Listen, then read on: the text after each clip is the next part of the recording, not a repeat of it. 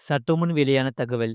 தேசிய ஓய்வூதிய திட்டத்தில் புதிய மாற்றம். நாடு முழுக்க ஊழியர்களுக்கு போன மிகப்பெரிய அறிவிப்பு. அத பத்தி தான் பார்க்க போறோம். நீங்க நம்ம சேனல சப்ஸ்கிரைப் பண்ணாம இருந்தீங்கன்னா, மறக்காம லைக் பண்ணிக்கோங்க. சப்ஸ்கிரைப் பண்ணிக்கோங்க.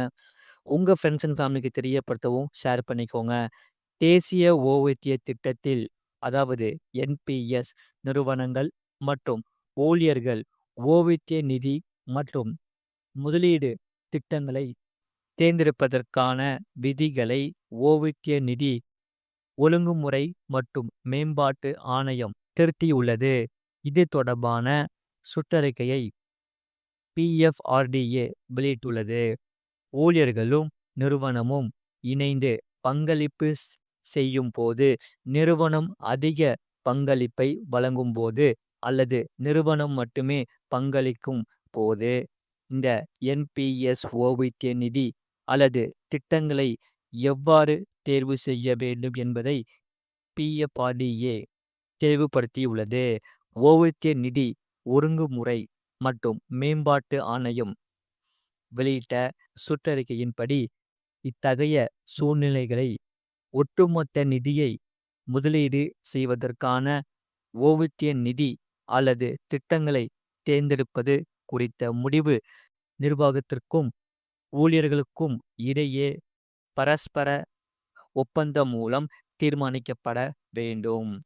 நிறுவனம் ஓய்வூதிய நிதியை ஆண்டுதோறும் மதிப்பாய்வு செய்ய வேண்டும் என்று சுற்றறிக்கை வலியுறுத்தியிருக்கிறது. ஆரம்பத்தில் எடுக்கப்பட்ட ஓய்வூதிய நிதி தொடர்பான முடிவை நிறுவனம் ஆண்டுதோறும் மறுபரிசீலனை செய்ய வேண்டும். பரஸ்பர ஒப்பந்தத்தில் குறிப்பிடப்பட்டுள்ள நிபந்தனைகளின் அடிப்படையில் ஓய்வூதிய நிதியை மாற்றுவது குறித்த முடிவையும் பரிசீலிக்க வேண்டும் என்று அது கூறுகிறது.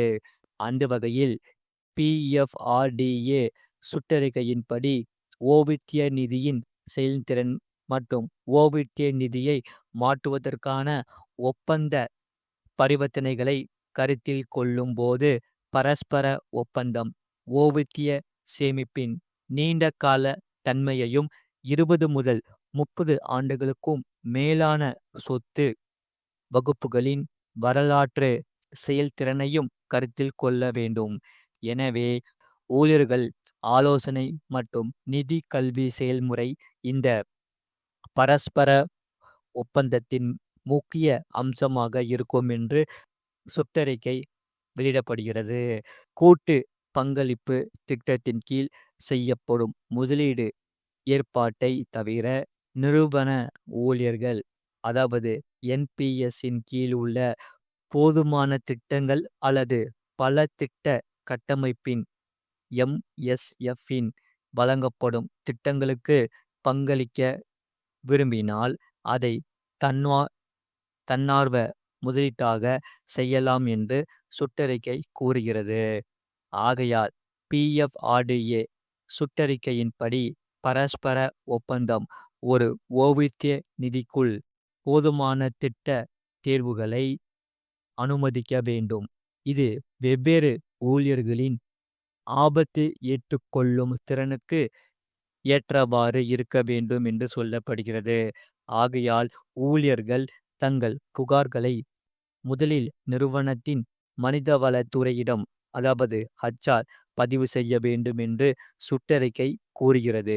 மனிதவள துறை செயல்படவில்லை என்பதற்கான ஆதாரத்தை புகாருடன் இணைத்த பின்னரே ஊழியர் புகாரை அடுத்த நிலைக்கு கொண்டு செல்ல முடியும் என திருத்தப்பட்ட விதிகள் தெரிவிக்கின்றன.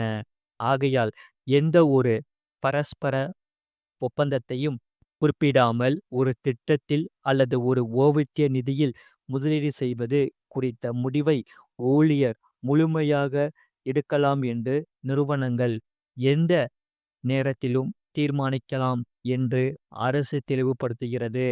இந்த பாயிண்ட் ஆஃப் பிரசன்ட் ஒழுங்குமுறைகள் 2018 ஒழுங்குமுறை 15 கீழ் பிஓபிகளுக்கு பரிந்துரைக்கப்பட்ட கடமைகள் மற்றும் பொறுப்புகளின்படி என்பிஎஸ் சேவைகளை ஊழியர்களுக்கு வழங்க நிறுவனங்கள் பிஓபிகளுடன் இணைந்து செயல்பட வேண்டும் என்று மத்திய அரசு கூறுகிறது. அந்த வகையில் இந்த பரஸ்பர ஒப்பந்தத்தின் கீழ் உள்ள தேர்வுகளை குறிப்பாக பொதுத்துறை நிறுவனங்களின் ஊழியர்களுக்காக பிஓபிகள் சிஆர்ஏக்கு எழுத்துப்பூர்வமாக நிறுவப்பட்ட நெறிமுறைகளை பயன்படுத்தி தெரிவிக்க வேண்டும் என்று சுற்றறிக்கை கூறுகிறது.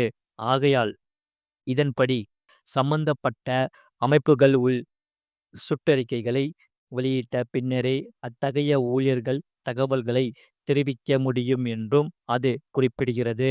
நிறுவனத்தின் அறிவுறுத்தல்கள் இல்லாமல் சிஆர்ஏ அமைப்பின் எந்த மாற்றங்களையும் செய்யக்கூடாது என்று சுற்றறிக்கை தெளிவுபடுத்துகிறது.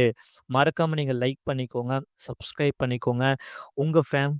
உங்க ஃப்ரெண்ட்ஸ் அண்ட் ஃபேமிலிக்கு தெரியப்படுத்தவும் இந்த வீடியோவை ஷேர் பண்ணிக்கோங்க. அடுத்த செய்தி என்னவென்றால், வெறும் 7 தினசரி செலவில் பிஎஸ்என்எல்லில் 50 நாட்கள் வேலிடிட்டி, 2 ஜிபி டேட்டா, இலவச கால்கள். அதாவது தொலைத்தொடர்பு துறையில் பிஎஸ்என்எல் மீண்டும் ஒரு சலசலப்பை ஏற்படுத்தி வருகிறது. இது தனியார் நிறுவனங்களுக்கு சவால் விடுகிறது. இந்த புதிய பிஎஸ்என்எல் ப்ரீபெய்ட் திட்டமானது பயனர்களுக்கு வரம்பற்ற அழைப்பு மற்றும் தினசரி 2 ஜிபி டேட்டா உள்ளிட்ட ஏராளமான சலுகைகள் வழங்குகிறது. இவை அனைத்தும் ஒரு தனித்துவமான 50 நாள் செல்லுபடியுடன் கிடைக்கிறது. தற்போது எந்த ஒரு பெரிய தனியார் தொலைத்தொடர்பு நிறுவனமும் 50 நாள் செல்லுபடியாகும் திட்டத்தை வழங்குவதில்லை. அவற்றின் பொதுவான 56 நாள் ப்ரீபெய்ட் திட்டங்கள் பெரும்பாலும் இந்த பிஎஸ்என்எல் சலுகையை விட அதிக விலையில் உள்ளன. அந்த வகையில் இந்த ப்ரீபெய்ட் திட்டம் குறித்த விவரங்களை பிஎஸ்என்எல் அதன் அதிகாரப்பூர்வ தளத்தில் பகிர்ந்து கொண்டது. தொலைத்தொடர்பு துறையில் பாரத் சன்சார் நிகம் லிமிட் பிஎஸ்என்எல் மீண்டும் ஒரு சலசலப்பை ஏற்படுத்தி தனியார் நிறுவனங்களுக்கு சவால் விடுகிறது. இந்த பிஎஸ்என்எல்லின் 347 ப்ரீபெய்ட் திட்டம் பயனர்களுக்கு 50 நாட்கள் தனித்துவமான செல்லுபடியுடன் ஏராளமான சலுகைகளை வழங்குகிறது.